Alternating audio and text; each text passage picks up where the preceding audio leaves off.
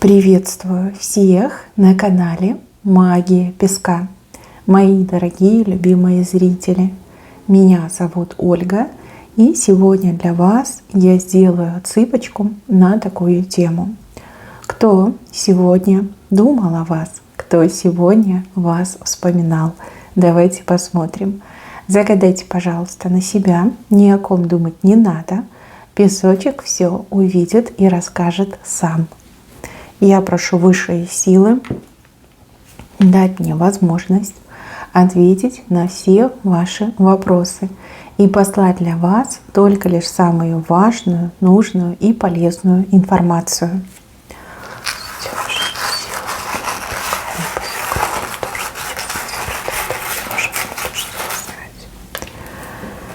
Ух ты, какой интересный молодой человек. Думает и вспоминает о вас. Вы для этого мужчины звезда. Самая яркая, самая пленительная, самая прекрасная, одна и единственная, неповторимая. Вообще вы для него роковая женщина. Вот до вас никогда и ни с кем у него не было таких эмоций. Он прям дрожит, когда о вас думает. Дрожит от любви, от страсти, от какого-то перевозбуждения. Да? Нервная система просто перегорает, как лампочка. Ой, как же вы на него влияете. Ой, сам не свой. Но он рад, что вы есть в его жизни. Он рад, что он вас видит, что он вас узнал, что он, возможно, с вами знаком. Очень надеется. И постоянно мечтает о том, что будет продолжение, о том, что вы будете вместе, о том, что когда-нибудь в один недалекий, но прекрасный день он сможет вас обнять, прижать к себе и на весь мир закричать, что вы его женщина, а он ваш мужчина. Очень похоже на действительно поклонника, либо тайного, либо явного. Вы уж там сами смотрите. Мужчина молодой, мне идет, прям именно молодой. Возможно, он немного моложе, чем вы. Возможно, и прям моложе, чем вы. Но опять же, в этом нет какого-то красного флага. Наоборот, это нормально. В современных реалиях тем более это нормально. Этот мужчина, он, знаете, как-то долго боролся сам с собой, долго очень боролся с теми чувствами, которые он начал к вам испытывать.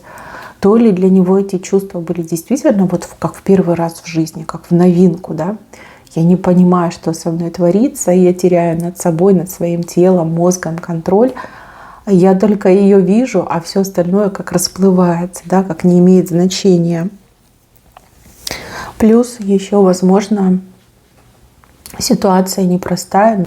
Плюс, возможно, у кого-то еще отыграется, что вы, например, не свободны. Да? Запросто может быть. И он там не мог себе позволить пойти против этого своего кодекса чести. Как так? Вот я чужую женщину полюбил, но так же нельзя. Это же там нечестно, да? Это же не по-мужски. Но с другой стороны, сердцу ведь не прикажешь, да? Сердце ведь оно живое, оно бьется, оно любви хочет. А его сердце хочет именно вашей любви. Пока он довольствуется тем, что он сам вас любит. Но опять же, есть непреодолимое желание вас вот целовать, обнимать, заботиться о вас. Вот почему-то очень хочется о вас заботиться. Вот ничего с собой поделать не может этот товарищ. Вот хочу заботиться, хочу быть для нее защитником, хочу быть для нее опорой, хочу быть тем, на чье плечо она положит голову. Вот как-то так мне идет. Почему-то у него даже такие вот фантазии, знаете, вот средневековые, типа он рыцарь, а вы прекрасная леди, и он спасает вас от каких-то злодеев, там, не знаю, врагов, драконов, чудовищ каких-то, да, какие-то такие фантазии, как детские, но хотя это взрослый мужчина, да, не ребенок все-таки показан. Он в ваших глазах есть, но вы как-то вот не особо на него акцентируете, либо не особо ему верите, либо в принципе, да, этого мужчину не особо выделяете. Но опять же, да, если вы где-то вместе там работаете, мужчина младше, может, он и по должности младше, чем вы, и вы, ну, как-то так на него смотрите и думаете, ну, интересный парень, и все, как бы, да, нет у вас к нему какого-то чувства, да, особого. Может быть, этот мужчина, он уже не раз пытался добиться вашего внимания, вы просто над ним, ну, как хихикаете и думаете, ну, как бы молодой парень, как игра такая, да, пикировка. То есть тоже как-то не принимайте всерьез. А у кого-то отыграется, что у вас и нет особого общения. Вы смотрите как будто бы сквозь него, да. Он для вас, как все другие мужчины, либо другие люди, которые вас окружают. То есть все-таки это общая цыпка, я не могу конкретно сказать, кем он вам приходится. Но в ваших глазах он есть, но в ваших глазах он веса не имеет. Нет такого, что вы такая, о да, я его тоже люблю, он мне тоже нравится. Нет, такого я не вижу. К сожалению, не вижу. Но, может быть, это всего лишь начало. Начало мужчина будет, там, не знаю, страдать, убиваться по вам, добиваться вас. И вы увидите его любовь, поверите в его любовь и, возможно, ответите взаимностью. Да. Вообще, мне кажется, что вы о ком-то другом думаете. Не о нем вы думаете. У вас по поводу этого мужчины либо вообще нет мнения, либо есть мнение, но оно такое, знаете, отстраненное. Ну, типа, хороший парень, там, симпатичный парень, но не более того. Вот. А он вас любит. И еще мне идет, что сегодня он как будто бы порывался то ли к вам подойти, то ли вам, вот, не знаю, написать, например. Да? Скорее всего, у него есть ваш номер телефона, либо есть ваши социальные сети, но вот он как будто бы подходил к телефону, держал его в руках, да, медитировал на этот телефон, потом все равно откладывал. То есть есть какой-то страх быть непонятым, непринятым, ну, либо в жесткой форме посланным. Может, боится, что вы там прям сразу ему зарубите, заблокируете и никогда не станете с ним общаться. Но, может быть, он у вас уже в блоке где-то болтается, и он хотел как-то обойти этот блок, ну, попытаться, да, может, он начал там вам писать и осознал, что он в блоке находится. Либо у вас там закрытый доступ, допустим, да, в соцсетях, и вы никого попало не пускаете, там только свои. Ну, а если подойти, то где-то вокруг вас ходил, шаг вперед, 3 назад, да, робел, стеснялся и просто не смог себя пересилить, не смог набраться смелости, чтобы к вам подойти. Ну, такой смешной, забавный парень. Кстати, у этого парня очень хорошее, светлое будущее. У него нет каких-то очень таких серьезных помех на пути. Единственное, что ему нужна идея. Вот для чего? Для чего мне нужно расти? Для чего мне нужно там зарабатывать больше? Для чего я должен развиваться? Пока идеи нет, он будет топтаться на одном и том же месте. Как только идея появится, ну, например, у него любимая женщина. Любимую женщину нужно баловать, радовать, устраивать ей каждый день праздник жизни, да? Заботиться надо, подарки дарить, обеспечивать. Вот понимаете, пока идеи нет, он топчется на одном месте. Как только идея появится, этот мужчина очень многого может добиться. У него вообще и голова легкая, и руки золотые, и ноги сильные. Ну, может, он бегун, да. Может, он какой-нибудь спортсмен, ноги сильные. Вот, в принципе, все в порядке с этим делом. С каким-то ребенком еще он может возиться. Может, это его ребенок, а может быть, племянник, племянница. Может, вообще какой-то соседский ребенок. Но вот он детей любит. Любит детей. А может быть, это и не ребенок. Может, это животное. Его домашнее животное, которое он воспринимает для себя как ребенка. Тоже может быть. Ну, я вот вижу, что он постоянно о вас думает, постоянно о вас мечтает. И, ну, буквально... ну, как следит за вами, что ли, да, вот старается поджидать вас где-то, чтобы там лишний раз увидеть, полюбоваться вами. Какие-то такие у него, знаете, по поводу вас желания. И, конечно, хочется большего, но пока доступно любоваться, да, любоваться, наблюдать. Вы знаете, вот что бы там ни было, вы для него звезда, и он за звездой потянется. Я это вижу. Возможно, на это уйдет еще какое-то время. То есть, скорее всего, вы меня слушаете и говорите, вообще не понимаю, кто этот парень, да, но нет таких парней. Он есть, он есть. Просто вы на него смотрите, вы сквозь него видите, да, вы его не замечаете. Вам и в голову не приходит, что этот парень может испытывать к вам вот прям серьезные чувства, серьезные желания, серьезные намерения. А оно так и есть, как тайный поклонник все-таки мне больше идет. Либо поклонник, кому вы отказали, ну и больше, в принципе, его не рассматриваете, да.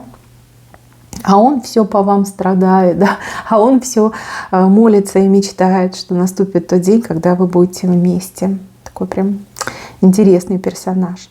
Так, еще одного человека показывают.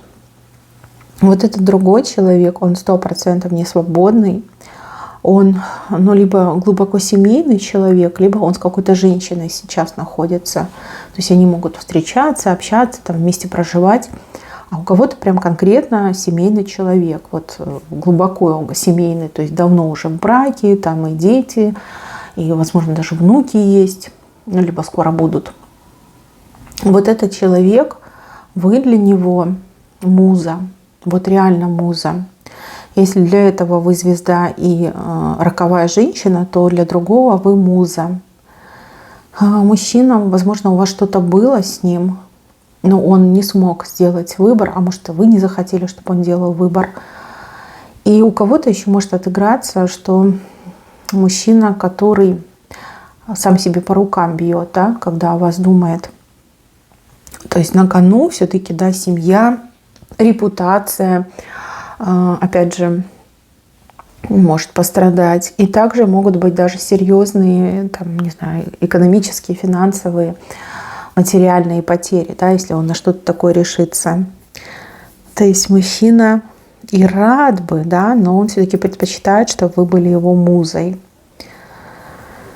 Не знаю, у кого-то точно был роман с мужчиной, который женат, но этот мужчина по-прежнему женат, но вы уже не вместе, я так понимаю. Либо вы вступили с ним в роман, и у вас тайные отношения, но он по-прежнему остается женат. Вот если у вас есть роман с этим мужчиной, он сегодня что-то считал, просчитывал, да, просчитывал там варианты, допустим, вот если я буду разводиться, сколько денег мне придется отдать жене, сколько там я буду платить на алименты, сколько то, сколько сё, вот прям считал, конкретно сидел, считал. И ну, там цифры, конечно, такие прям, наверное, были пугающие, что он там и бледнел, и краснел, и сознание терял. Но с другой стороны, опять же, да, сердцу не прикажешь, вы его муза, без вас он вообще превращается в овощ, да, пока вы не встретились, он и был каким-то овощем, а когда вас увидел, прям расцвел, человека превратился.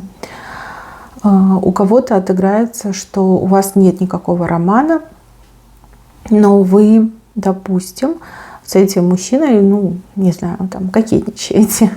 Ну, может, у вас какие-то гляделки с ним, да. Но для вас это, ну, как игра, да, а для него это прям очень серьезно, потому что на него так никто никогда не смотрел. Он рядом с вами себя прям мужчиной чувствует, да, мужчиной интересным, желанным, ну, с кем можно пофлиртовать, понимаете, да. Вы, возможно, шутите, да, а у него уже прям там серьезные намерения.